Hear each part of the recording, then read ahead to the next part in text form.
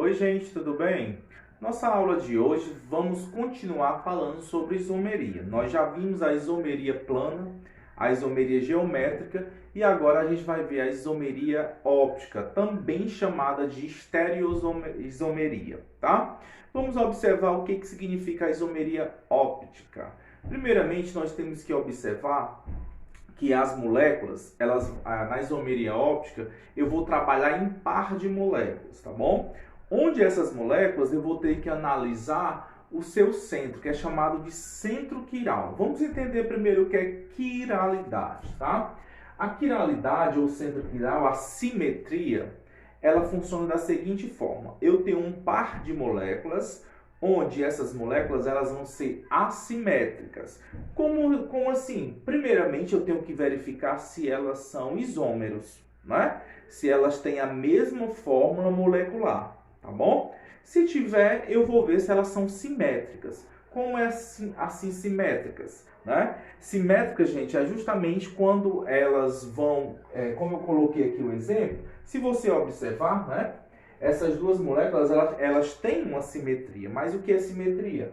Observe, elas têm o mesmo carbono no centro, tá? E aí é colocado num espelho, uma vai espelhar a outra. Por exemplo, ó, aqui ela tem CH3, ela tem OH, ela tem cloro, ela tem OH, de novo, né? Aqui nessa outra. Então, elas têm os mesmos compostos, tem uma, tem na outra. Eles são simétricos, né? São assimétricos.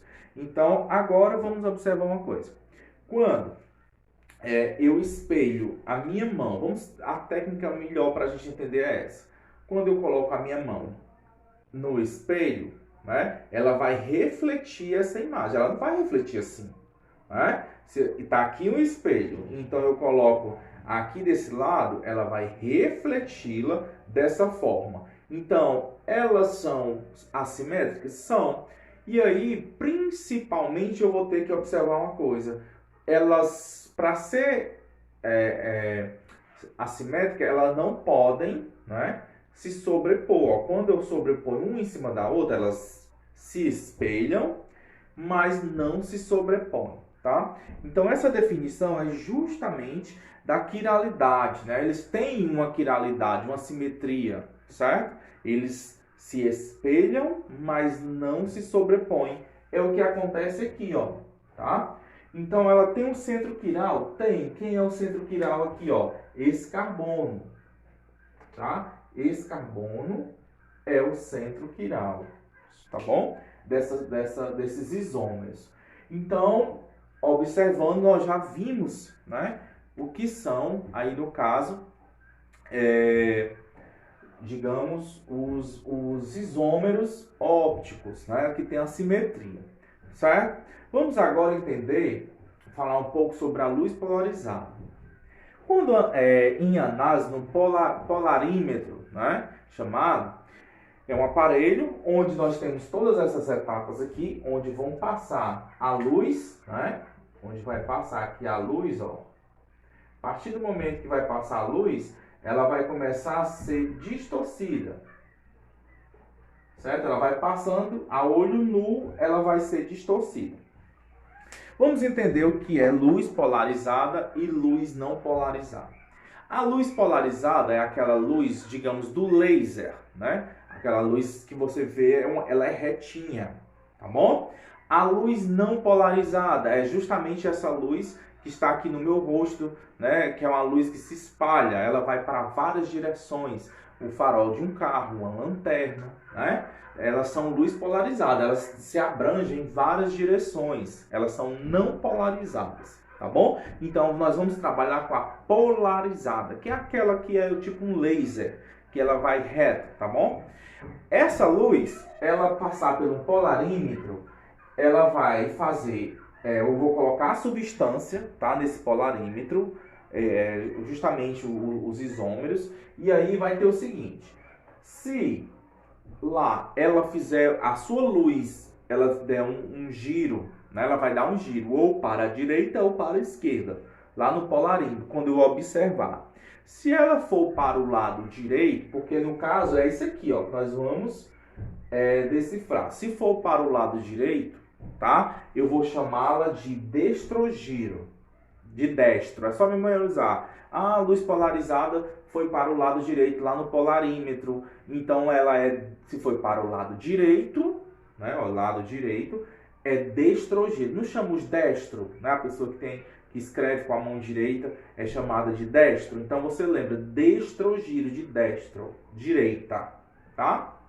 E aí, se for a luz virar para o lado esquerdo, é chamado de levogiro, tá bom? Destrogiro, a luz polarizada para a direita, e levogiro, a luz polarizada para a esquerda. Bom, continuando, gente, nós vamos agora falar, né, sobre os estereoisomos. O que são estereoisomos, né? Essa composição é justamente para ser estereoisomos, eles logicamente têm que ser isômeros e tem que ter a mesma forma molecular. Também eles vão ter que ser quirais, tem que ter composição de carbono quiral. Como assim? Eles vão ter que ser assimétricos. Eles possuem a mesma forma molecular, os dois. Eles se espelham, é como se eu visse um espelhando o outro, só que quando eu coloco um em cima do outro, eles não se sobrepõem, fica diferente. Isso é ser estereoisômeros, tá? Mas existem dois tipos de estereoisômeros, que são o enantiômeros e o diastereoisômeros. Antes da gente entender o que é enantiômeros e diastereoisômeros, nós vamos ver um pouquinho sobre a mistura racêmica. A história da mistura racêmica foi justamente o seguinte: observando, né, Pastel começou a observar que no fundo de uma caldeira ficava um certo tipo de ácido, lá na indústria que ele trabalhava. E aí, a partir daí, ele começou a ver que esse ácido, ele continha um composto que, na luz polarizada, ele era destrogiro, e o outro, no mesmo composto, tinha uma composição levogiro. E ele chegou à conclusão seguinte, que esse ácido era neutralizado, porque 50% das moléculas achadas nesse ácido era destrogiro e 50% era levogiro. Então as duas se neutralizavam. Ele viu que não tinha mais quantidade nem de uma nem de outra, as duas eram iguais a quantidade. Então esse ácido ele ficava neutralizado. Aí se denominou-se o nome mistura racêmica. É quando existe um certo tipo de composto que ele tem dois tipos de compostos diferentes na sua formação. Diferente é o quê? Justamente, eles são parecidos, se espelham, mas não se sobrepõem, tá? Eles não são iguais, mas eles são parecidos. Estão entendendo mais ou menos como é? E aí o que acontece? Quando eu tenho, ó, tá aqui o espelho.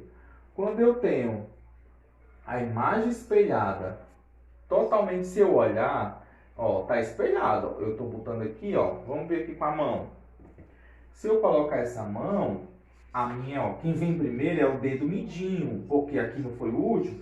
Quem fica na ponta é o polegar. Aqui, então, na ponta, quem tem que ficar é o polegar. Então é o seguinte, se aqui eu tenho um hidrogênio nessa ponta tem que ser o hidrogênio. O espelho é um espelho, tá? Se nessa ponta é um bromo, aqui também vai ter que ser, tá? A mesma coisa acontece aqui, ó. Tá certo? Tá. E aqui, tá certo? Espelhou? Tá. Aqui também, aqui também. Então, quando for a imagem perfeita no espelho e não se sobrepor, é chamado de enantiômeros, tá? Enantiômeros, desculpa, eu botei aqui o S, mas é enantiômeros, tá? Quando essa imagem, professor, eles são isômeros? São, se você olhar, ele tem a mesma quantidade de cloro, de carbono, de oxigênio, de hidrogênio, tem a mesma quantidade, eles são isômeros sim. Só que eles são qual tipo de isômeros? Eles são estereoisômeros, chamados de diastereoisômeros. Diastereoisômeros. Por quê? Porque eles não se espelham nem se sobrepõem, tá? Não se espelham, né? E não se sobrepõem também. E aí, ó, por quê? Aqui é o cloro. O cloro era para estar aqui, não tá, tá? O oxigênio, o OH era para estar em cima, não tá. A articulação mudou, então é chamado de diastereoisômeros. São isômeros? São, os dois são isômeros, só que são diastereoisômeros, certo? Então a diferença é essa, gente, em enantiômeros. Lembrando, estereoisômeros se divide em enantiômeros e diastereoisômeros. E o que são enantiômeros? Aqueles que se espelham e não se sobrepõem, né? Eles se espelham totalmente. E os diastereoisômeros, eles não se espelham, digamos, totalmente. Eles mudam a composição de lugar, tá? São chamados de diastereoisômeros. Gostaria de lembrar também que ainda existe a configuração, né, pela nomenclatura da IUPAC, a nomenclatura RS, onde R é quando, através da rotação, a gente verifica que é para o lado sentido do relógio, sentido horário. E quando a verificação da rotação da molécula, daquele carbono quiral, digamos, calculado no anti-horário, é chamado de S. Isso a gente vai explicar quando a gente ver na próxima aula as projeções de Fischer, né, que é bastante interessante e cai bastante em prova, tá bom? Então, gente, nossa aula hoje foi mais ou menos uma revisãozinha da aula passada e espero que vocês tenham aprendido. Fiquem com Deus e até a próxima aula, se Deus quiser.